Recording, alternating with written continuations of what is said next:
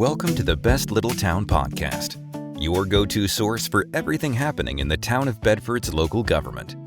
Whether it's new initiatives or important decisions shaping our town's future, you'll hear it right here. This podcast is dedicated to keeping our residents informed and engaged.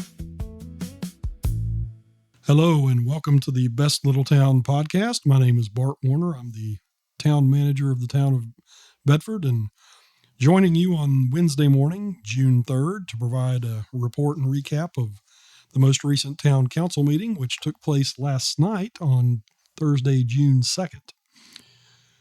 To begin with, there were a couple of council members who were not physically present. Councilman Dwight Evans was out of town due to a family medical situation. Vice Mayor Darrell Updike, who's also a member of council, was also out of town due to family obligations, but they had requested to participate by remote means, and we appreciate Media Squatch for facilitating that for us through our contractual relationship. The first item of business before the meeting kind of got into the agenda was approval of the remote attendance of both those members. That was voted on separately. First was Vice Mayor Updike's request. Councilman Stacy Haley made a motion, seconded by Todd Foreman, to allow that participation. That was approved unanimously by the other members present. Next was vote on Councilman Dwight Evans' request to participate remotely, and that was also moved to be approved by Councilman Haley, seconded by Councilman Foreman, and unanimously approved. With that action taken care of, we then got into the business of the agenda as published. The first item was the approval of the minutes from, I believe it was May 19th was our previous meeting. And of course, those were unanimously approved. Next was my report, the report of the town manager. Basically, I mentioned that there are many events commemorating the anniversary of D-Day beginning on Thursday of this week within the community. The Bauer Center is the site of an exhibit featuring the works of Charles Schulz. And I think that exhibit opens Thursday afternoon. Friday evening will include a light and sound presentation entitled When We Went In. That will be presented at the National D-Day Memorial around dusk. That is an event that requires tickets for admission, so if you're interested in that, we would ask that you reach out to the D-Day Memorial Foundation staff to see how you can gain admission.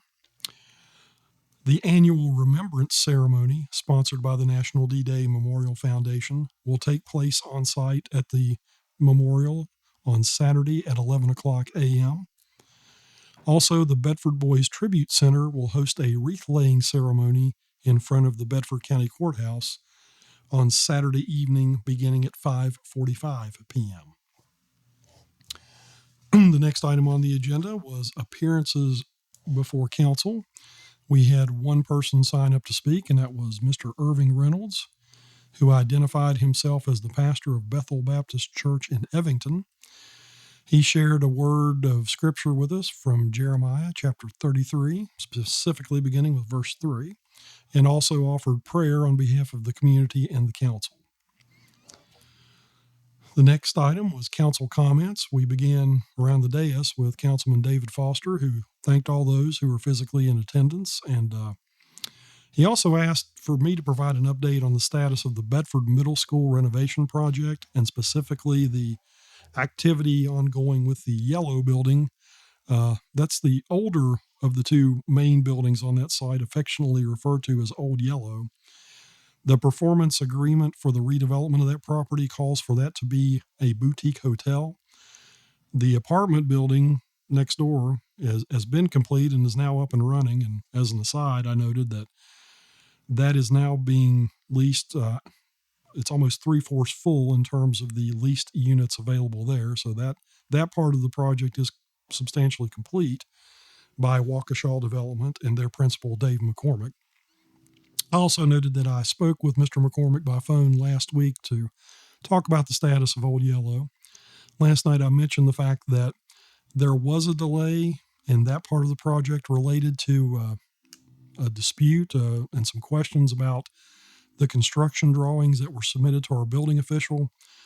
Our building official actually issued a stop work order around January until those issues were resolved. And as developers tend to do, Mr. McCormick shifted his crews that were here onto other active projects. So that issue with the drawings and the building permit has been resolved, but Mr. McCormick is still in the process of getting his workers back from the other projects elsewhere in Virginia.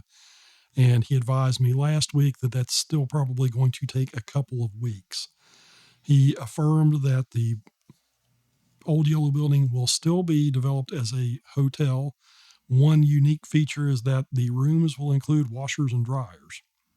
And Dave explained that that is on the advice of his consultants who advise him about the hotel business, that essentially he will be competing with every other hotel in the area, including the Hampton Inn, which is currently coming out of the ground up on Burke's Hill. So he shared with me the insight that rather than compete on the same model that Hampton Inn does, he has to find a niche that makes sense to allow him to be competitive. And the offering of washers and dryers is one unique thing that his hotel will apparently have. I noted that there'd been a little bit of conversation among citizens in town about that, and those were the answers we have. Next to speak was Councilman Stacey Haley, who also expressed his appreciation for the people who were physically present and in attendance. He specifically noted the presence of John Barnhart of the Bedford Bulletin, and John had some health issues, which he recounted in his column last week in the Bedford Bulletin, and had missed a few of our meetings, and Stacy shared his views that it was just good to see him back among the living and among those present in the council chambers last night.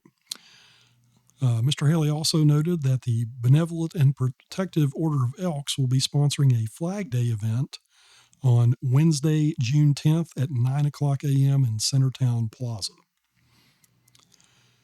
Next to speak was Councilman Todd Foreman, who likewise expressed his appreciation for everyone who was physically in attendance. He noted that he had visited the Bedford Police Department last week and specifically met with the accreditation manager and reviewed some of the activities there related to our CALIA accreditation and reaccreditation activities, and shared his view that there was some good work being performed by Chris Ficchetti, who is our accreditation manager, and also Chief Jim Moore, in meeting the criteria, which are rather stringent for that accreditation. Todd Foreman also began his comments by recognizing policemen who were injured and murdered recently. Specifically, Todd's reference, I think, was to unfortunate situations in Carroll County and Chesterfield County, which resulted in deaths of our law enforcement officials. And we certainly ask that you would keep those families and our neighbors in your thoughts and prayers. Next to speak was Councilman Jay Ippolito. He discussed details of his attendance of the Memorial Day commemoration at the National D-Day Memorial during the previous week, and his interactions with the members of the Mothers Against Veteran Suicide group. He noted that the leaders of that group had come to Bedford earlier in the week prior to Memorial Day weekend itself and spent some time in Bedford, and shared with Jay the fact that they typically take a few trips around the country. They go to different places, but they were so impressed with the welcome they received in Bedford that they are going to include the trip here as part of their annual itinerary. So appreciate everyone who worked to make them feel welcome. Jay noted a few people. I think Doug and Denise Berry were mentioned, and Leslie Mahaffey specifically. He also noted he introduced me to the members of that group up at D-Day, which I certainly appreciate. Final person to speak last night during council comments was Mayor C.G. Stanley. He also noted that he shared his view that it was good to have John Barnhart back in the audience again. And John's involvement in the community goes way back, and C.G. shared an anecdote of looking at some old papers from the 1980s and noting John's presence as a writer even back then. CG expressed his personal appreciation for what John does both professionally and for the community. Mayor Stanley also noted his participation in a Building Opportunity on Main Street, or BOOMS, project that took place last week. That included some consultants funded by the Virginia Department of Housing and Community Development who came in to seek some input and obtain some data about what is possible in the downtown areas. That also included a walkthrough that took place last Wednesday, May 27th, and they presented their findings on Thursday morning, May 28th, with some good data and recommendations that were gained from their visit. Mayor Stanley also noted that the D-Day annual remembrance ceremony is set for Saturday at 11 o'clock a.m., which in his view honors exactly what Bedford is certainly well known for, and he encouraged people to participate.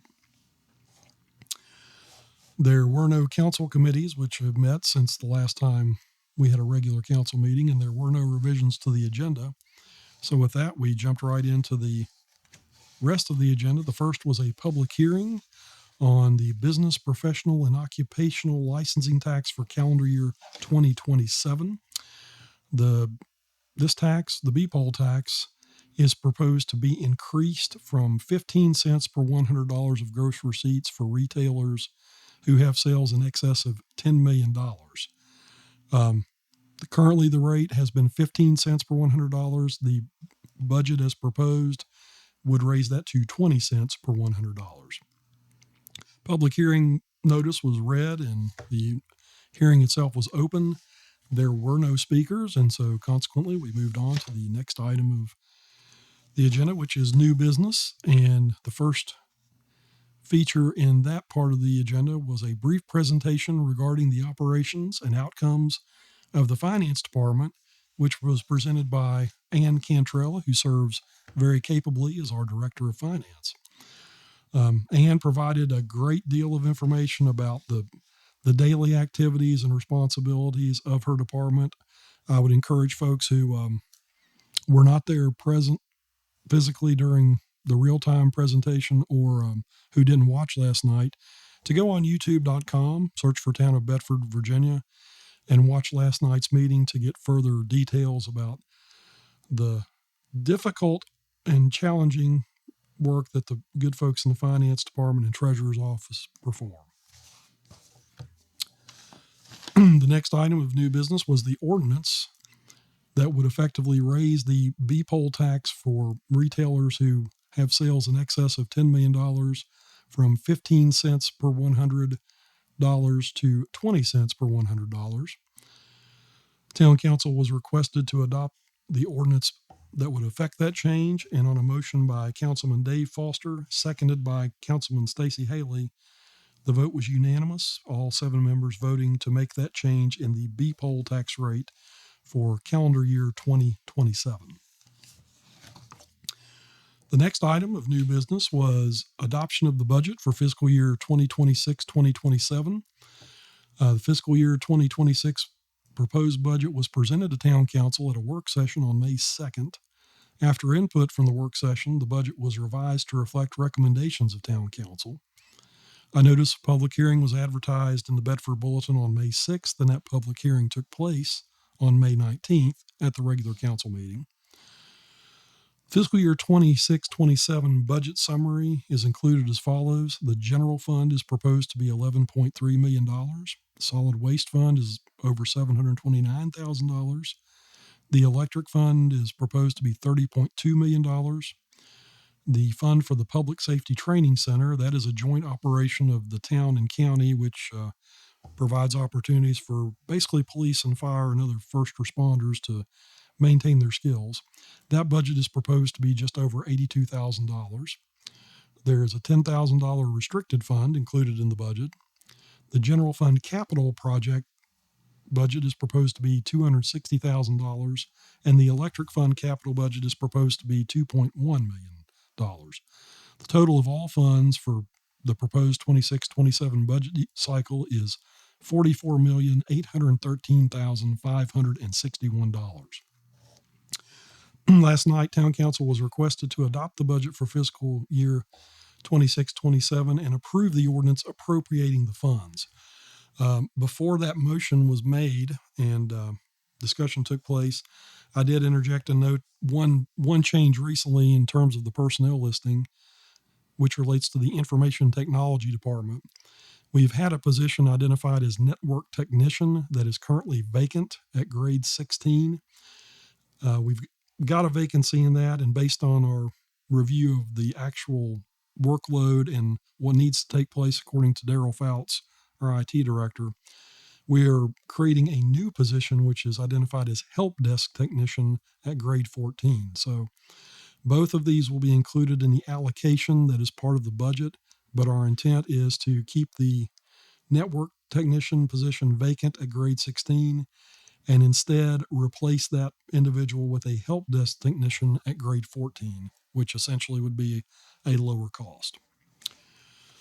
Conversation then ensued among council members.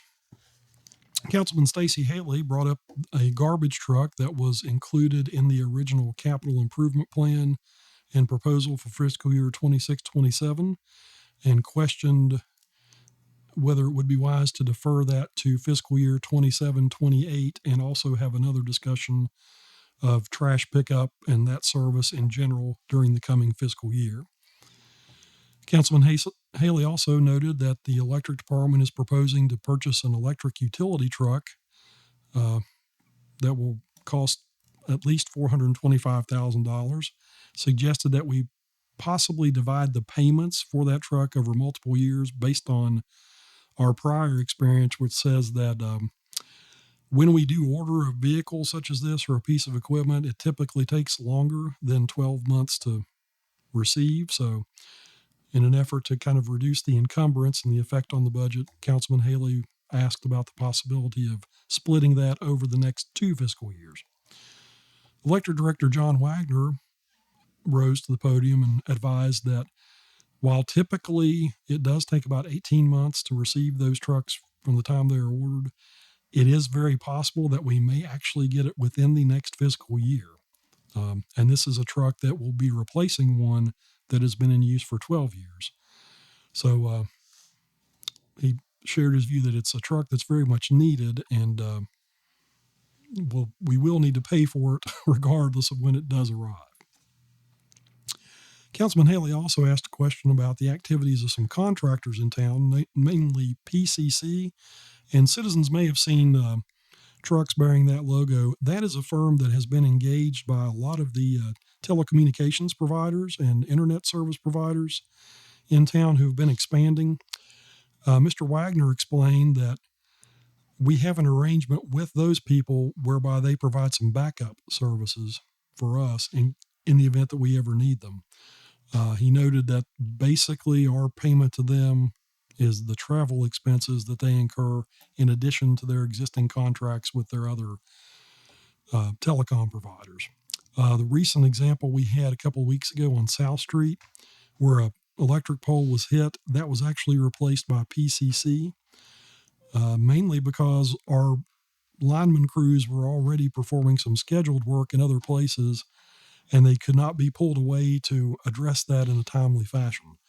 Those of you in the downtown area who may have been affected by that are aware that that pole essentially took out power to a significant portion of the southern part of Main Street from Odie Street to Crenshaw Street. We were able to restore that within about 8 hours, I think, mainly because PCC was able to do that for us. Otherwise, we would have had to reroute our electric crews, stop a project that had been underway up on Colton Mill substation outside the town, and that probably would have made that outage last a little bit longer. Mr. Wagner also noted that the use of contractors makes it a little bit easier, in his opinion, to recover those costs from insurance. I'm going to wait for the train to pass by before I continue speaking here.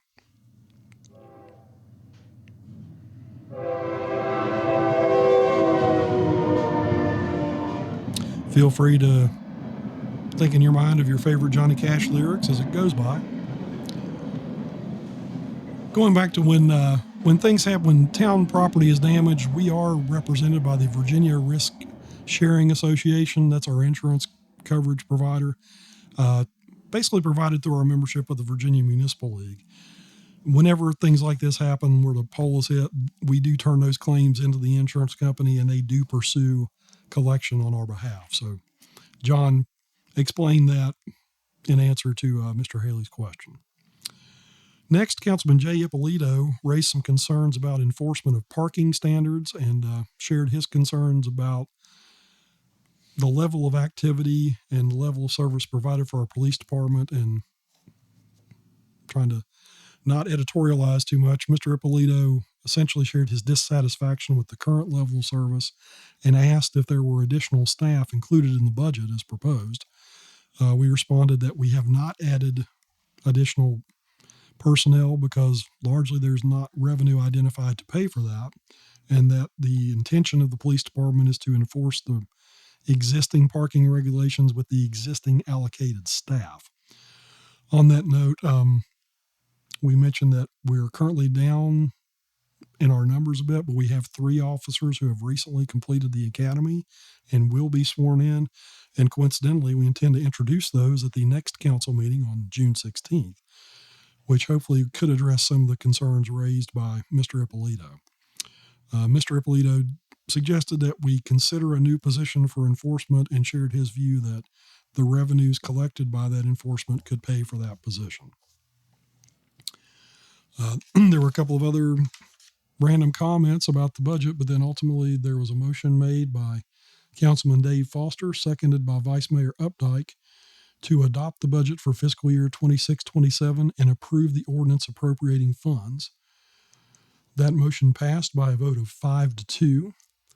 Voting yes were Councilman Dwight Evans, Councilman Todd Foreman, Councilman Dave Foster, Vice Mayor Darrell Updike, and Mayor C.G. Stanley. Voting against the budget adoption were Councilman Stacy Haley and Councilman Jay Ippolito. Final item of new business was issuance of a request for proposals for conservation easement advisory services. The town of Bedford owns several properties that are being reviewed by town council for several potential purposes, including the possible applicability of available conservation programs. In order to identify and maximize the benefits of such programs, staff has drafted a request for proposals designed to obtain expert assistance and advisement services. A draft of the proposed RFP was presented for council's review. Qualified responses would then be evaluated by staff and reported back to council for formal consideration at a later public hearing. And last night, staff was asking council to approve the publication of that RFP.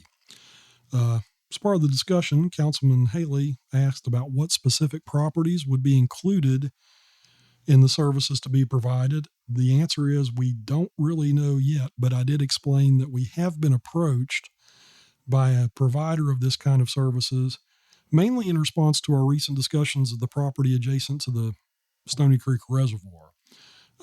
As I reported last night, and I'll mention candidly on this podcast, that was an individual who indicated that there might be some benefit to the town pursuing a conservation easement on the properties it owns there, but it got to the point where they were trying to engage specifically in a contract, and I had to discontinue that discussion because, in my view, we need to procure those kind of services appropriately, and instead of entering unilaterally into that kind of agreement, we wanted to make sure council was aware of the discussion and also the public.